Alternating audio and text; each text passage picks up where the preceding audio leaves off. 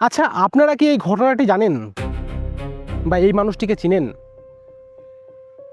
যেই মানুষটি ধরে ধরে হিন্দুদের দেবী মূর্তিকে নগ্ন করত, হিন্দুদের বিদ্যার দেবীর ওপর বারে বারে তার কামুকতা প্রকাশ পেত, কোমরের নিচে নাভিকে গভীর করে একটা আকর্ষিত রূপ দিত এবং দেবীর বক্ষকে উন্মুক্ত করে নগ্নতা প্রদর্শন করত।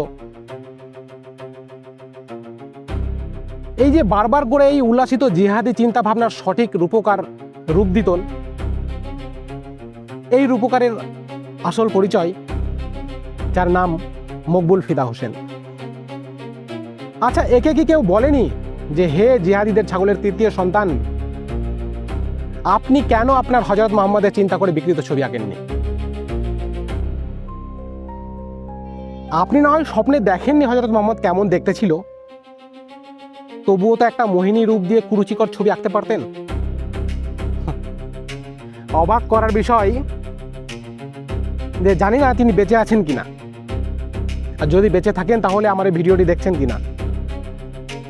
যদি বেঁচে থাকেন তাহলে আমার এই ভিডিওটি আপনাদের কাছে অনুরোধ রইল, এই মকবুল ফিদা হোসেনকে শেয়ার করে পৌঁছে দিন এবং তার পরিবারকে পৌঁছে দিন। জয় হিন্দ, জয় ভারত, বন্দে মাতরম।